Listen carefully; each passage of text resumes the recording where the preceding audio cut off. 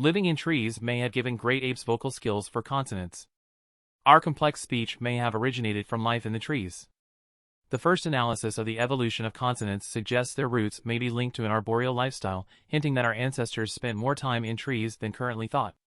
All human language uses a combination of vowels and consonants to transfer information. Most primates communicate almost exclusively using vowel-like calls, but non-human great apes produce consonant-like sounds to varying degrees.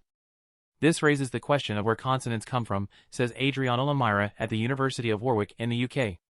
To find out, Lamira combed through existing literature to see how common consonants are among the great apes and if this could shed light on their evolutionary origin. He found that wild orangutans, which spend most of their time in the forest canopy, produce a greater number and variety of consonant sounds than wild gorillas, chimpanzees, and bonobos, which live on the ground.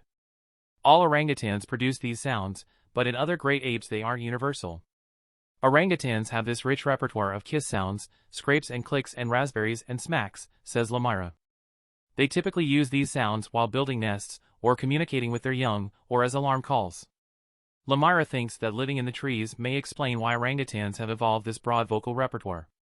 Great apes are adept at extracting hidden or protected foods, like nuts, a skill that often requires the use of tools. While foraging up in the canopy, however, orangutans must always use at least one arm to maintain stability. They have therefore developed more complex control of their lips, tongue, and jaws to use their mouths as a fifth limb. Orangutans can peel an orange just by using their lips, for example. As an evolutionary side effect, this advanced motor skill gave orangutans an increased ability to produce consonant-like sounds, argues Lamira. This could mean that our early ancestors developed consonant sounds while hanging around in the trees, too. There's a growing sense that our dependency on trees was much larger and deeper than we think, says Lamira, which goes against the idea that humans started walking upright as they moved into the savanna. Within that mosaic that was emerging, we might actually have stayed where the trees were and crossed from one patch to the other as quickly as we could. The link between feeding and vocal communication doesn't apply to smaller tree-dwelling primates such as monkeys, says Lamira, because their size and their tails make them more stable on tree branches and they don't forage in the same way. The arboreal origin of consonants is an interesting hypothesis worth testing, says Chris Petkoff at Newcastle University, UK, though he questions some aspects. He says many monkeys use grunts, which are akin to consonants.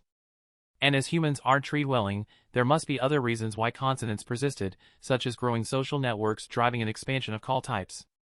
These hypotheses could be tested by characterizing consonant-like vocalizations more systematically across species, he says. Given that we do not know what led to the evolution of consonants, I think testing this hypothesis can potentially provide some insights, says Serge Witch at Liverpool John Moores University in the UK. Of course, we have to remain very cautious that even if there would be a relationship, that this does not mean causality, as there could be other factors involved.